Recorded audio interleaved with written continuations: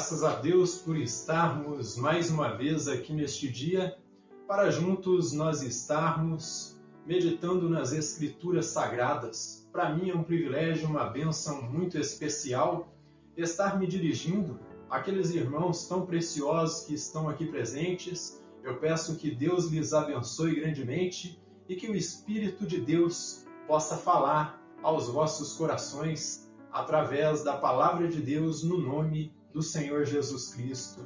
Para mim é uma satisfação imensa estar aqui neste dia para expor a Palavra de Deus para cada um de vocês também.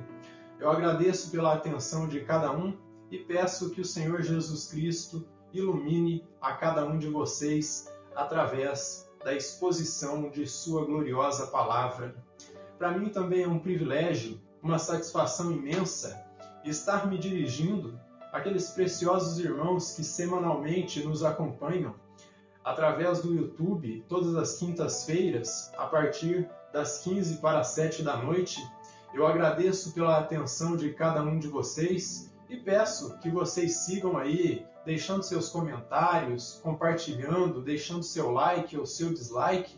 Isso aí é muito importante para nós, para que o YouTube entenda que esses sermões estão sendo de relevância para cada um de vocês.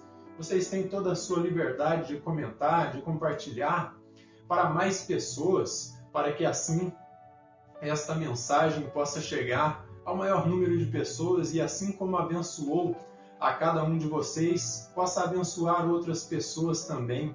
Eu agradeço pela audiência de cada um de vocês e peço que o Senhor Jesus Cristo, através do seu Santo Espírito, vos ilumine também. Eu me dirijo a você também que é novo, que tem acompanhado o nosso canal e ainda não tem se inscrito. Eu peço que você se inscreva no canal, clique aí na barrinha de inscrição abaixo do vídeo, no sininho das notificações, porque isso aí é de suma importância para nós, para que quando publicarmos um novo sermão ou um corte de vídeo aqui em nossa plataforma, você possa ficar inteirado, o YouTube possa te avisar que um novo conteúdo entrou aí em nossa plataforma no YouTube. Então que Deus te abençoe. Eu peço que você deixe o seu like aí, o seu comentário, o seu dislike e fique à vontade, pode compartilhar com quem você quiser, você tem toda a sua liberdade para que assim a palavra de Deus seja divulgada. Amém? Então sem mais delongas, vamos à palavra de Deus. Quem estiver com a sua Bíblia em mãos, abra comigo aí no livro das Revelações, no capítulo 14, de versículo 17 até o 20. Na semana passada nós tratamos aí da colheita do trigo, nós tratamos aí da colheita dos eleitos, onde o Senhor Jesus Cristo, como o bom pastor, ele veio recolhendo aí os seus eleitos, juntando no seu celeiro. Hoje nós já vamos falar de um outro aspecto da colheita. Hoje nós vamos falar aí da vindima das uvas, onde o Senhor Jesus ele dá a ordem aí aos seus anjos para que façam o recolhimento aí das uvas da terra que já estão maduras e amontoem aí no seu lagar para que ele pisoteie, para que ele derrame os seus juízos. Então o outro lado da colheita aqui é a colheita dos ímpios, que nós vamos estar aí meditando no dia de hoje. Então diz assim, o título da leitura em nossa versão aqui, Almeida Revista Atualizada, diz assim, ó: Então saiu do santuário que se encontra no céu outro anjo, tendo ele mesmo também uma foice afiada. Saiu ainda do altar outro anjo, aquele que tem autoridade sobre o fogo, e falou em grande voz ao que tinha a foice afiada, dizendo: Toma a tua foice afiada e ajunta os cachos da videira da terra, porquanto as suas uvas estão amadurecidas. Então o anjo passou a sua foice na terra, e vindimou a videira da terra, e lançou-a no grande lagar da cólera de Deus, ou seja, da ira de Deus. E o lagar foi pisado fora da cidade, e correu sangue do lagar até o freio dos cavalos, ou seja, cerca de 1,5 metros de altura, numa extensão de 300 quilômetros. Amém? Lemos até aqui as Escrituras Sagradas. Então que o Deus Todo-Poderoso nos abençoe grandemente e que Ele nos ajude através da unção do Seu Espírito Santo e nos ilumine com a exposição da Sua Palavra no nome do Senhor Jesus Cristo. Então o nosso autor, o apóstolo João, agora ele passa a descrever, meus irmãos, o castigo, a ira divina que virá sobre os ímpios. O nosso autor ele ilustra a cólera divina com algo que era bastante familiar aí para os primeiros leitores aí do livro do Apocalipse, do livro das Revelações. Ele usa como exemplo o lagar, que era a prensa de uvas, e deste modo essa visão das uvas sendo pisadas ou esmagadas aí no lagar, no tonel, pressageia o derramamento dos juízos dos 7 flagelos ou das 7 taças da ira divina, que começarão a ser descritos nas sessões, nas próximas sessões, que vai do capítulo 15 até o capítulo 16. Então o João ele já começa a descrever o juízo divino que vai ser derramado sobre os ímpios a partir de algo que era bastante conhecido aí por seus primeiros leitores. Então ele parte daquilo que é conhecido para entrar no desconhecido, como eu sempre tenho falado. Ele usa um exemplo claro ali de algo que eles entendiam o que significava para ilustrar o juízo divino que vai ser derramado. Então o nosso autor, antecipadamente, ele está vendo o que está por vir, ou seja, os juízos definitivos e completos em sua intensidade, ou seja, a ira divina completa e pura. Por isso que ele usa aí o exemplo do lagar. E deste modo, o que vemos aqui nesta segunda colheita, essa vindima das uvas iniciada por um anjo, que diferente do Senhor Jesus Cristo, que na sessão anterior, como eu dizia para vocês, ele recolheu os eleitos, este anjo que recebe a ordem aí do próprio Deus para descer à terra e ceifar aí e vindimar a vindima da terra que já está preparada, ele recebe autoridade aí para juntar não os eleitos, mas agora ele amontoa os ímpios para serem pisoteados por Cristo.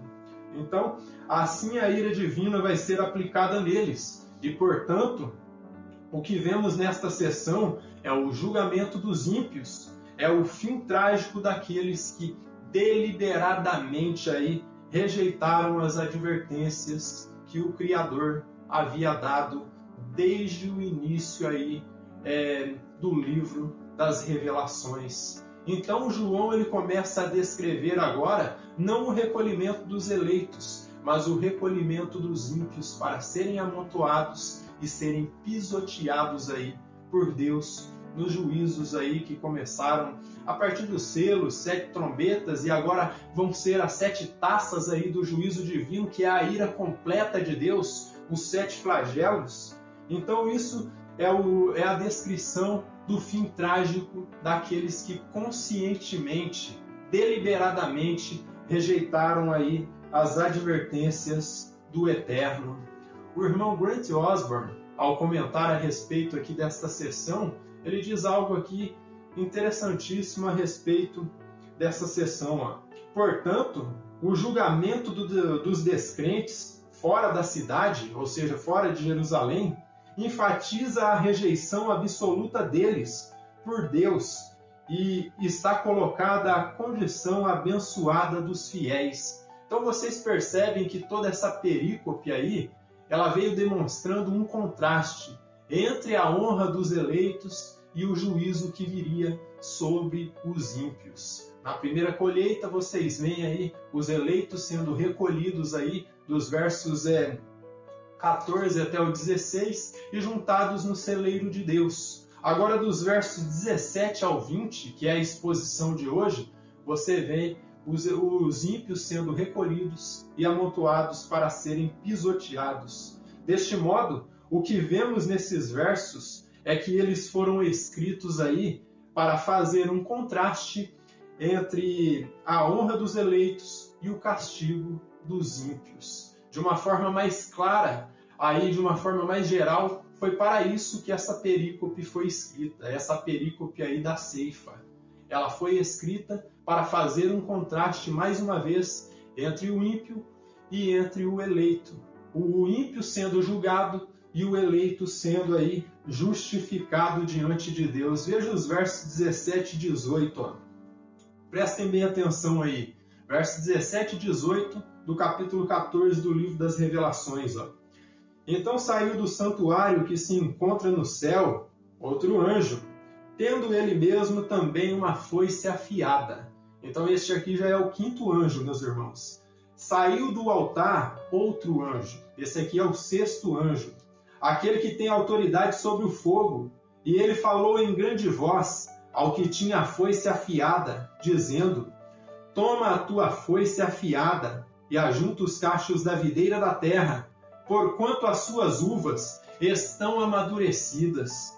Então, nesses versos aqui, meus irmãos, nós vemos claramente aí dois agentes, isto é, dois anjos. Um que sai do santuário de Deus, do santuário celeste, que é esse que tem a foice, e o outro que aparece aí, esse outro ser, ele sai não do santuário, ele sai do altar. E aqui é dito que ele tem autoridade sobre o fogo, ou seja, ele tem autoridade sobre o juízo divino. Então, este aí que tem a foice afiada, que é o quinto anjo que aparece aí, ele está aí sendo descrito como o agente que vai fazer o recolhimento dos eleitos. E depois nós temos aí esse sexto anjo que aparece aqui, que é o anjo que tem autoridade sobre o fogo. Este anjo ele tem autoridade sobre o juízo divino, que muito bem pode ser o mesmo anjo do Apocalipse, capítulo 8 e versículo 5. Acompanhe comigo aí o capítulo 8 do livro das Revelações e versículo 5, que é um texto que nós já expomos aí, e nós vimos ali que ele não era o Senhor Jesus Cristo, este anjo de Apocalipse capítulo 8, mas ele era alguém que vinha com a autoridade do próprio Cristo, era um representante dele. Ó. Então diz assim, ó, o capítulo 8 e versículo 5 do livro das Revelações. Ó. E o anjo tomou o incensário, encheu-o do fogo do altar e o atirou à terra, e houve trovões, vozes, relâmpagos e terremotos. Então vocês percebem que aqui no capítulo 8, este anjo ele está no altar e ele toma do fogo do altar ali. Da mesma forma que este sexto anjo aqui do capítulo 14 do livro das Revelações, ele sai do altar e diz que ele tem autoridade sobre o fogo. Então por isso que eu estou falando que muito bem pode ser o mesmo anjo ali. Então, portanto, o quadro pintado aqui é de um anjo autorizando o juízo e o outro aplicando. E quem é que autoriza o juízo? É o sexto anjo. É o que tem autoridade sobre o fogo, o que tem autoridade sobre o juízo divino. E quem é que aplica esse juízo? É o quinto anjo, é esse que tem aí a foice afiada em sua mão. Então, o que nós vemos aqui é um anjo autorizando o juízo e o outro aplicando, de modo que o sexto anjo ele chama a atenção do quinto para que ele execute o juízo divino, o juízo messiânico. E desta forma ele aplica o juízo, passando a foice, executando o julgamento divino. E a partir dos versículos 18 ao 20, veja o que está dito aqui, ó. A partir do versículo 19 ao 20, ó, veja o que diz aqui, ó. Então o anjo passou a sua foice na terra, e vindimou a videira da terra, e lançou-a no grande lagar da cólera de Deus. E o lagar foi pisado fora da cidade, e correu sangue do lagar até o freio dos cavalos, numa extensão de 300 quilômetros.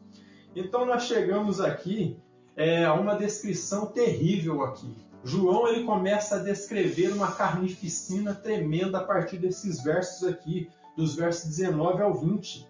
E assim o nosso autor ele descreve essa grande carnificina, pois ele diz que o sangue corre por uma extensão aí de cerca de 300 quilômetros. E esses 300 quilômetros aí correspondem ao território da Palestina, de norte a sul. Ou seja, partindo aí da fronteira com a Síria, ao norte, até a fronteira com o Egito, ao sul. João ele menciona que o sangue derramado aí desses ímpios, ele se torna um mar, porque diz que esse sangue corre até o freio dos cavalos. E isso aí, meus irmãos, a altura desse mar de sangue aí, como eu já mencionei ao início, dá cerca de 1,5 metro de altura, que é onde fica aí o freio dos cavalos na boca deles, o que dá uma medida em torno de 1,5 metro de altura. Esse mar de sangue refletido aí no símbolo das uvas sendo prensadas no lagar, o que tudo indica que esse mar de sangue aí que está refletido aí nas uvas sendo pisadas, sendo pisoteadas no lagar, ao que tudo indica, representa um juízo completo, absoluto, sendo aplicado sobre os incrédulos de forma universal, ou seja, sobre todo o planeta Terra. Por isso a simbologia aí de cerca de 300 quilômetros aí e a altura aí, ou podemos dizer a profundidade desse mar de sangue aí de 1,5 metro. O irmão George Eldon Ladd, ao comentar esses versos, ele diz algo interessante aqui, ó. Não há dúvida sobre o significado da segunda visão da consumação. Ela retrata em traços claros e vívidos o julgamento dos perversos, como se fosse uma colheita de uvas. Então, para George Eldon, aí a descrição dessa colheita de uvas aí é o julgamento dos perversos, o julgamento aí desse sistema podre e corrupto que está manifestado no planeta Terra. Sendo assim, fica claro nesse texto, meus irmãos, que a videira é o próprio planeta Terra e as uvas aí são os homens ímpios, aqueles que não se arrependem dos seus pecados. Portanto, o planeta ele é descrito aí como uma vide que está madura, literalmente pronta para o juízo divino, para o julgamento, pois a iniquidade desse sistema perverso chegou no seu limite, chegou no seu ápice. É como é dito lá no livro de Gênesis, que o juízo não tinha vindo ainda porque a iniquidade do amorreu não tinha chegado ao seu limite, mas agora a iniquidade dos ímpios chegou ao seu limite, ao seu ápice. E sendo assim, a única coisa que resta para eles é o julgamento da ira divina. E este é o mesmo quadro que é apontado por Isaías no capítulo 63, de versículo 1 até o 6. Abra comigo no livro do profeta Isaías, no capítulo 63, de versículo 1 até o 6. E assim como no capítulo 19 do livro das Revelações, que nós vamos ler daqui a pouco, o profeta Isaías ele descreve que quem pisa o lagar aí é o próprio Messias. É ele quem dá autoridade para esses anjos aí para aplicarem esses juízos. E deste modo, se é ele que está dando autoridade, quem está aplicando o juízo é ele próprio, porque ele é o Rei dos Reis e o Senhor dos Senhores. Veja o que ele diz aqui, ó. E o título da leitura aqui é a epígrafe. Em nossa versão Almeida Revista Atualizada, diz assim, ó, Deus vinga o seu povo. E vocês se recordam que no capítulo 6 do livro das Revelações, nós temos ali, mais precisamente no 5º selo, o clamor dos mártires, tanto da grande tribulação quanto de todos os tempos em que a igreja esteve aqui no planeta Terra, e eles clamavam por justiça. Eles oravam diante de Deus ali, pedindo para que Deus vingasse o seu sangue. E essa vindima aí do Cordeiro significa que o Senhor e Salvador Jesus Cristo está respondendo à oração, o clamor dos seus eleitos. Então por isso que o título diz aqui que Deus vinga o seu povo. Ó. Quem é este que vem de Edom, de Bosra, com vestes de vivas cores, que é glorioso em sua vestidura, que marcha na plenitude da sua força?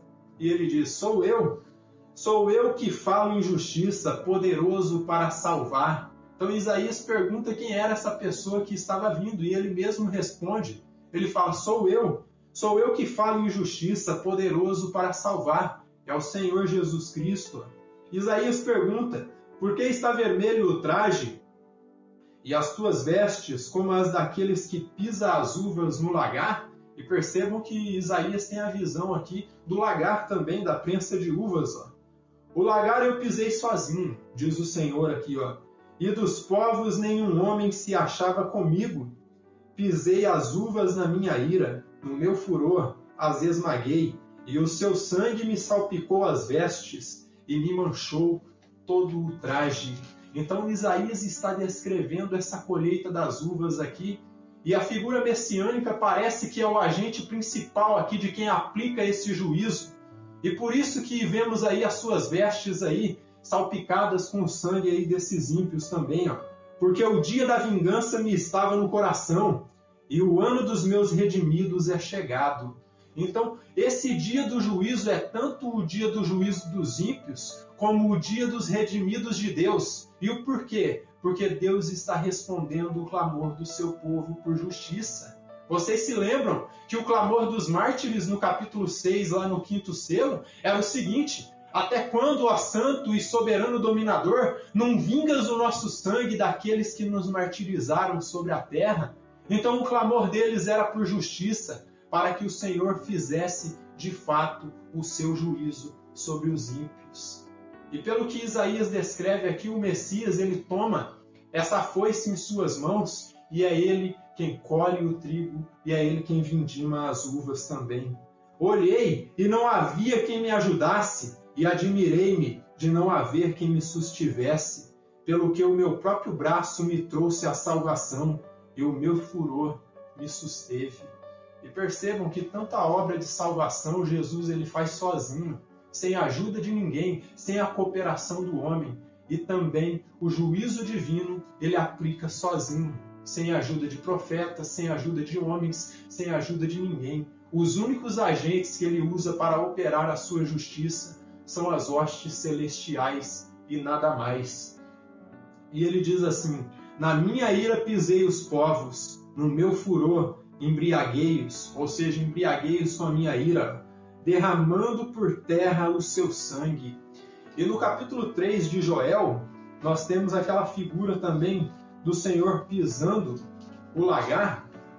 O capítulo 3 de Joel, que foi uma escritura que eu li no culto passado também, eu vou lê-la de novo, para que vocês entendam que todas as vezes que no texto bíblico é tocado aí essa questão do lagar, está estritamente atrelado ao julgamento divino.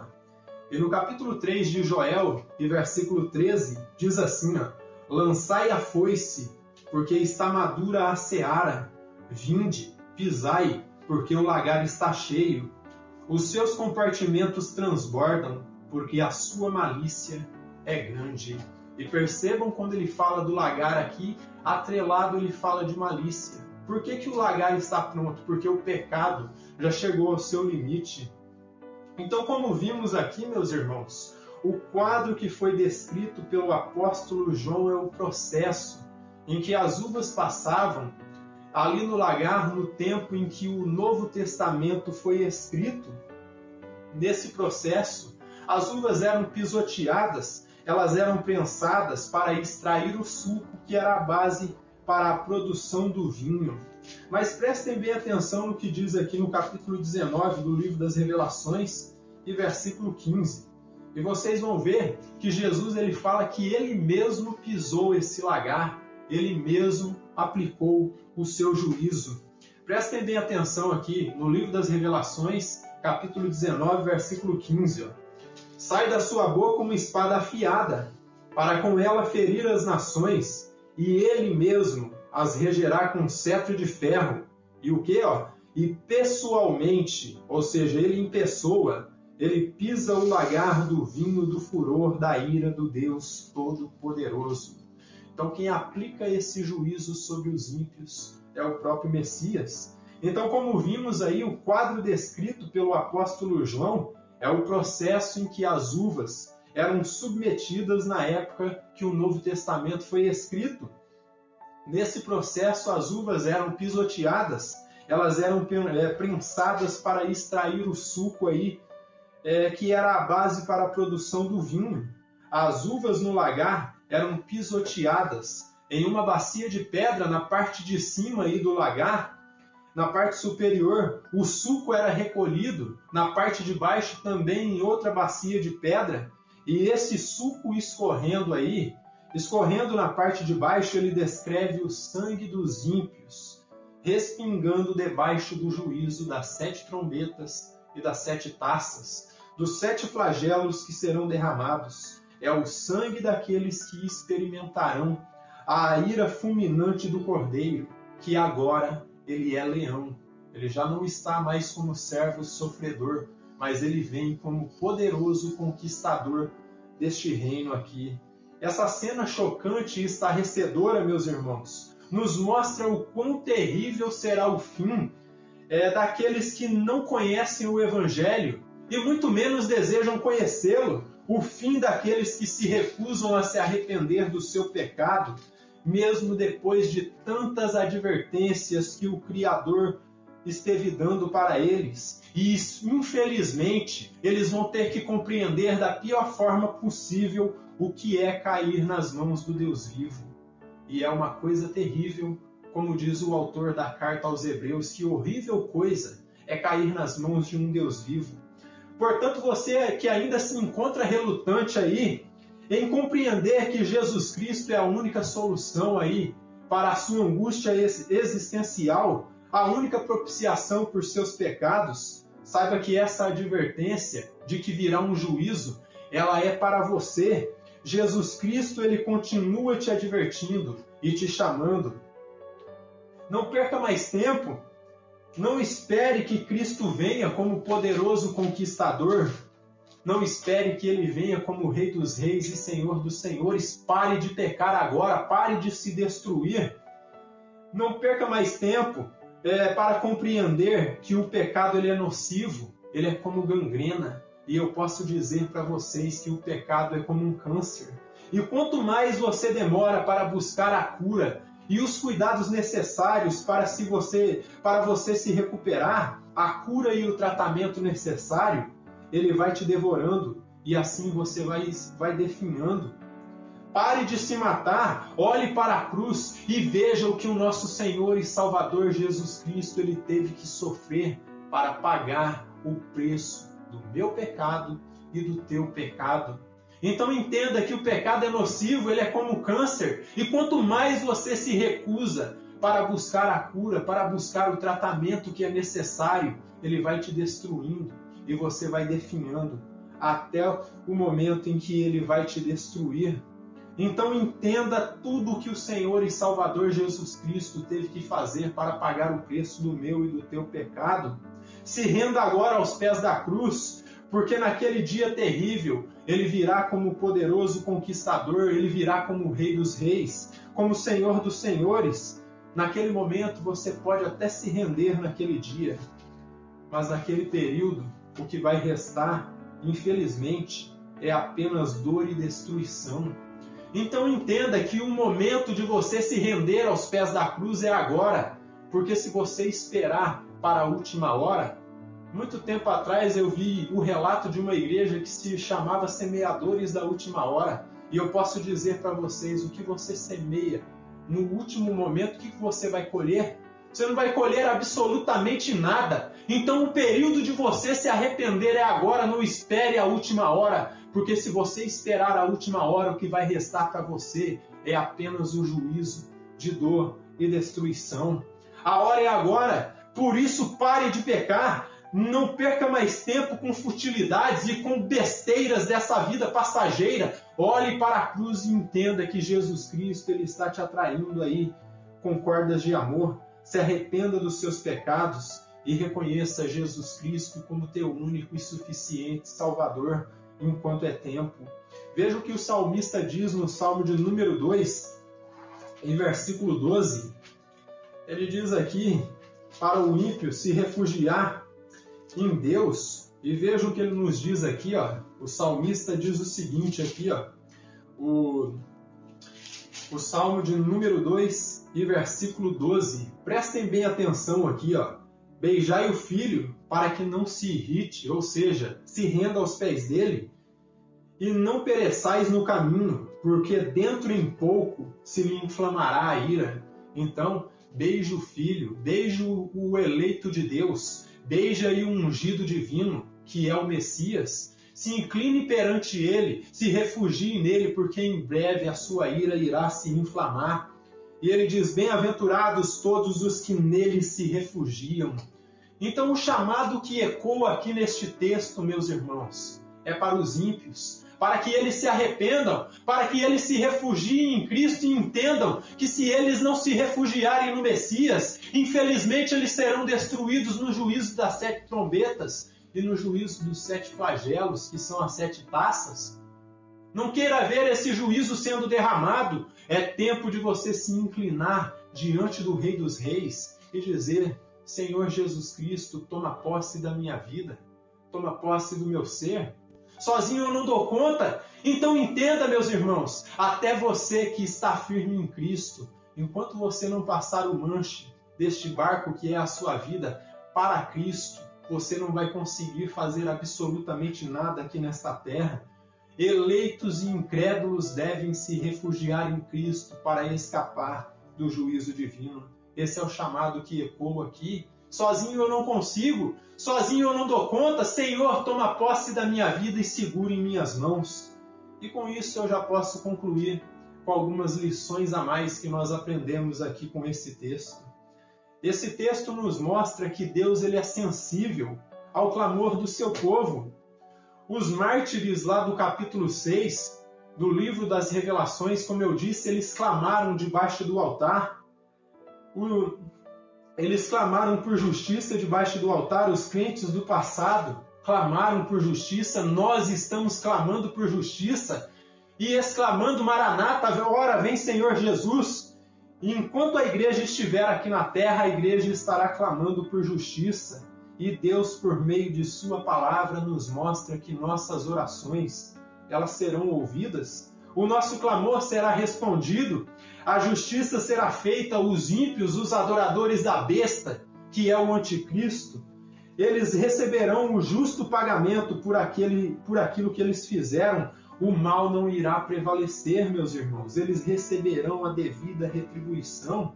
A injustiça dos homens não passará. Mais adiante, Jesus Cristo está dizendo, eu vou tomar a minha foice e eu vou aplicar o juízo. Se agarrem em mim e entendam que no momento preciso eu vou aplicar a justiça. Os ímpios podem continuar no seu pecado, podem caminhar indo de mal a pior, podem chegar àquele momento que o sujo vai se sujar ainda mais e que aquele que é santo vai se santificar ainda mais. Saiba que a injustiça dos homens não passará, eles vão receber de acordo a tudo que eles praticaram. Os inimigos que perseguiram a igreja no passado e que perseguem a noiva do Cordeiro hoje, aqueles que martirizaram os pais da igreja no passado, os crentes primitivos, e vão martirizar alguns no futuro, enfim, eles vão receber o peso implacável da justiça divina. Então, conforte o seu coração com isso. Quando você olhar para este mundo caído, contaminado e depravado pelo pecado, este mundo que está podre, saiba que o mal não vai prevalecer. Jesus Cristo ele tem tudo sob o controle de suas mãos. E o texto está dizendo para nós que vai chegar o momento que ele vai passar a foice e que ele vai aplicar o seu juízo. Então, por isso, cristão, fique firme com o Eterno. Fique firme, pois o Eterno ele tem cuidado e tem olhado de nós. Ele tem olhado por nós, ainda que o mundo está se afundando a cada dia no seu pecado, os seus eleitos estão sendo separados. Perceba que a palavra de Deus é um divisor de águas, separa o ímpio de um lado e o eleito do outro. Então entenda que quanto mais você se aprofunda na palavra de Deus, mais você está demonstrando para este mundo. Eu estou neste mundo, mas eu não pertenço a este mundo. Eu sou um extraterrestre aqui. Eu estou preocupado com as coisas do reino de Deus. Eu não estou preocupado com essa imundícia que está aqui. Eu estou preocupado com Deus e eu estou preocupado em viver uma vida de santidade. Esse é uma das características do eleito. E por fim, esse texto ele também confronta a humanidade de uma tal forma, meus irmãos, porque ele traz à memória, deixa bem claro, de forma escancarada, que neste planeta Terra só existem dois grupos de pessoas, que são os filhos de Deus, os eleitos de Deus e os filhos do maligno, os filhos da ira, os filhos da desobediência, que são os incrédulos. E tais definições, meus irmãos, de forma clara demonstram o fim de ambos. Um será colocado diante de Deus e honrado por Cristo, e o outro, o que eu posso dizer do outro? O outro será lançado no lago que arde com fogo e enxofre. Então perceba que tais descrições aqui demonstram para nós que neste mundo só existem dois grupos de pessoas, os eleitos e os incrédulos. Por isso eu quero dizer para vocês que já estão firmes com Jesus Cristo, procure a cada dia se santificar mais, procure se aprofundar no texto sagrado, procure orar mais, procure viver uma vida agradável diante de Deus, procure se preparar, procure estar alerta, porque o reino de Deus se aproxima. Se afaste a cada dia do pecado e não perca mais tempo com futilidades aqui desta vida. O tempo que você gastaria assistindo um filme no Netflix, vai ler um texto bíblico, vai orar. Esse tempo que nós temos aqui é precioso, não é tempo de nós estarmos gastando com bobagens. O tempo que você estaria jogando conversa fora, vai assistir um sermão. O tempo que você estaria aí de bobeira olhando coisas sem sentido na internet, procure coisas que te edifiquem, procure ouvir louvores, procure estar em espírito de adoração. Só que por outro lado, eu quero falar com você que ainda não teve um encontro com Jesus Cristo, você que não conhece Ele ainda, saiba que Ele está te atraindo por cordas de amor, Ele está te chamando, e por isso está te dizendo, abra o seu coração, conheça a Cristo em plenitude através do estudo de sua palavra.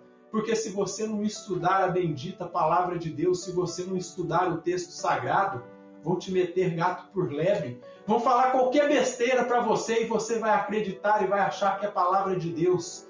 Mas quando você estuda, quando você está presente em uma igreja que é verdadeiramente bíblica, onde o texto sagrado é exposto, ele é aberto, lido, explicado e aplicado, você não vai ser enganado por nada. Então conheça a Cristo em plenitude através do estudo das Escrituras e de uma vida de intimidade com Ele, uma vida aí devocional diária, uma vida em que você está em constante adoração. Não há neutralidade nesta vida. O modo como você vive aqui nesta terra vai definir de que lado você está. Não há meio termo. Ou é crente, ou é incrédulo, ou é eleito, ou é um ímpio. Não tem como você ser as duas coisas ao mesmo tempo. A vida eterna está reservada para os fiéis, porém o juízo eterno está reservado para os incrédulos, para os ímpios.